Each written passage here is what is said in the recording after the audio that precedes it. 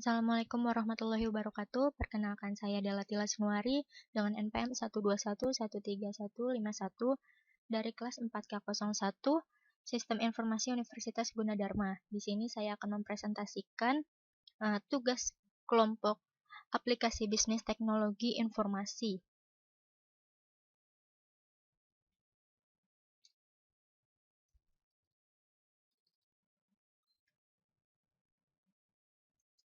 Nah,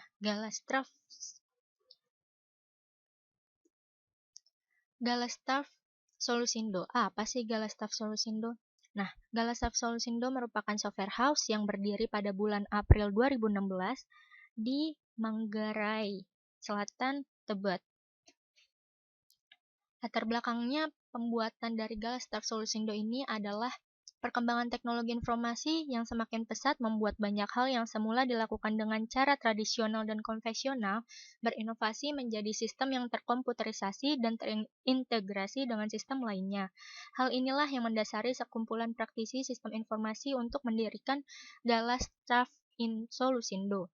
Nah, sebagai software house yang berkonsentrasi dalam menghadirkan solusi atas masalah dan kebutuhan masyarakat dalam bentuk sistem informasi yang kreatif, inovatif, dan bermartabat. Nah, di sini bisa kita lihat ada visi dan misinya. Visinya adalah menjadi perusahaan di bidang teknologi informasi dan komunikasi yang berdaya saing global dalam menawarkan software untuk solusi bisnis terbaik kepada para klien stakeholder. Nah, misinya itu yang pertama menghasilkan produk-produk IT yang berkualitas dengan mengedepankan profesionalisme dan kemampuan tim dalam bekerja. Yang kedua adalah memberikan pelayanan terbaik dengan mengoptimalkan penggunaan teknologi IT yang handal, aman, dan menguntungkan. Nah, di sini ada Dirga Eka Putra sebagai Chief Executive Officer, Firda Erufana sebagai Chief Financial Officer, Ardian Pramana sebagai Chief Technical Officer, saya sendiri Dela Tila Sunuari sebagai Vice President of Sales, dan Desta Aunika sebagai Chief Marketing Officer. Portofolio. Nah, di sini aplikasi-aplikasi yang telah kami buat itu, yang pertama aplikasi learning, dia ada pengenalan kosakata sebagai media pembelajaran untuk anak, kemudian ada aplikasi belajar dan berlatih berhitung cepat untuk sekolah dasar kelas 4, 5, dan 6 berbasis Android.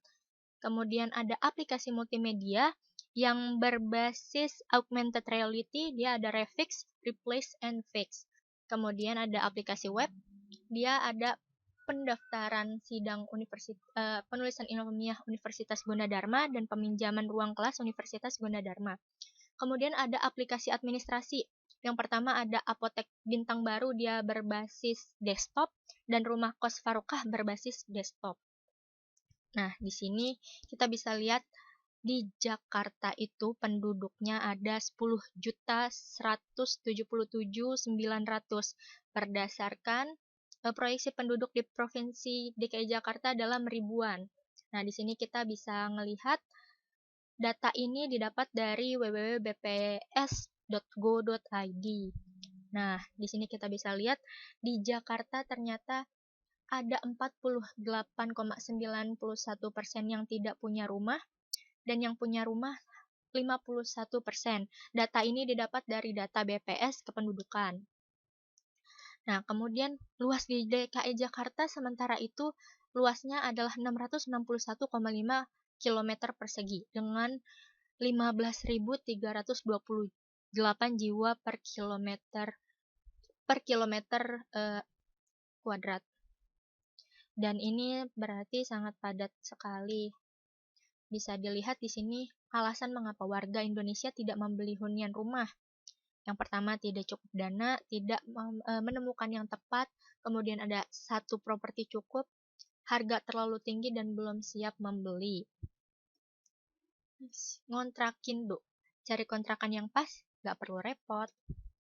Nah, cara kerja Ngontrakindo. Ngontrakindo itu melayani pengguna mencari kontrakan sesuai dengan lokasi, kategori, budget, fasilitas sesuai keinginan pengguna. Kemudian, pemilik kontrakan dapat mempromosikan kontrakannya di Ngontrakindo dengan mengisi form data kontrakan, upload foto kondisi kontrakan, dan menentukan lokasi kontrakan dalam peta. Kemudian, penghuni kontrakan di Ngontrakindo akan diberikan notifikasi terkait pembayaran sewa dan memiliki riwayat pembayaran sewa. Riwayat pembayaran sewa didapat dari data pembayaran sewa yang diinput oleh pemilik kontrakan setelah penghuni membayar sewa. Jadi setelah penghuni membayar sewa akan mendapatkan riwayat pembayaran. Ngontrakindo juga memberikan fasilitas review dan rating bagi penghuni kontrakan untuk menilai kualitas kontrakan yang dihuni. Use case diagram. Apa sih use case diagram? Use case diagram itu menunjukkan interaksi antara aktor dengan si sistemnya. Di sini kita bisa lihat aktornya ada calon penghuni dan pemilik kontrakan. Yang pertama, calon penghuni dan pemilik kontrakan membuat akun di Ngontrakindo. Nah, kemudian pemilik kontrakan mendaftarkan kontrakannya. Calon penghuni mencari kontrakan. Kemudian calon penghuni meminta kepada si pemilik kontrakan.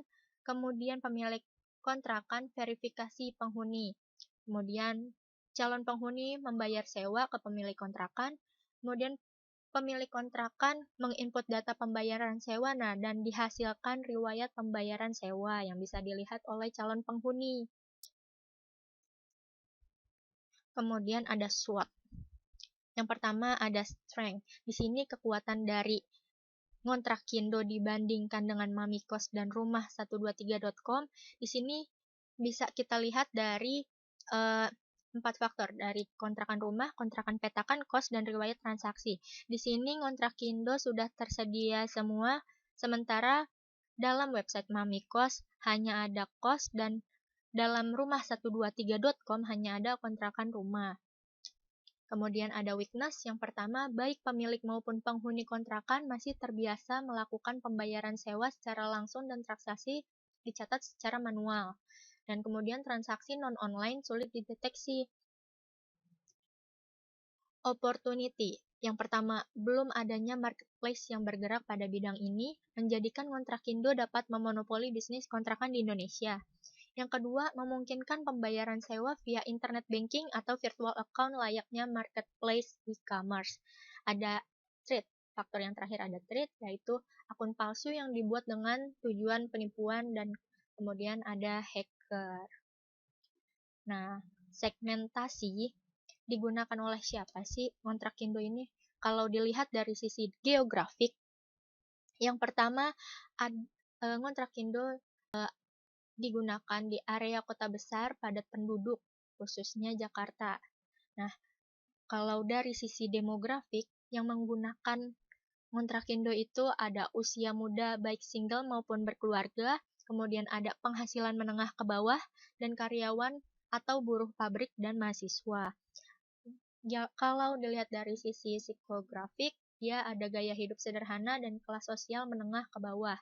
Dilihat dari segi perilaku, rata-rata orang yang mencari kontrakan atau tempat tinggal itu biasanya ingin tinggal lebih dekat dengan kantor, kemudian mempertimbangkan harga dan fasilitas hunian, kemudian tidak sempat survei langsung. Makanya kenapa Ngontrakindo itu dibutuhkan. Next ada timeline. Timeline dalam pembuatan aplikasi web ini. Yang pertama ada definition, analysis, design, programming, testing, acceptance, dan operation and maintenance.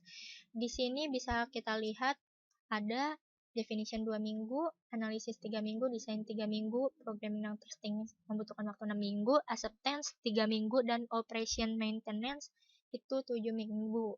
Jadi estimasi dalam pembuatan aplikasi web ini adalah 6 bulan. Budgeting. Untuk perangkat lunak, alhamdulillah kita free karena menggunakan perangkat-perangkat lunak yang open source. Jadi kita nggak butuh uang dalam membuat web ini dari sisi perangkat lunak. Nah, kalau dari pengadaan perangkat PC desktop dan segala macamnya sampai pembelian ATK itu membutuhkan 7.795.000. Next, biaya pengembangan membutuhkan 17 juta. Dan yang terakhir adalah biaya operasional membutuhkan 7.600.000. Jadi rincian biayanya adalah 32.395.000. Nah, kita mendapatkan profit dari mana sih? Yang pertama, komisi pembayaran virtual. Biayanya itu 10% per transaksi. Nah, kemudian ada premium member. Rp25.000 per member. Per member per bulan. Jadi kalau misalnya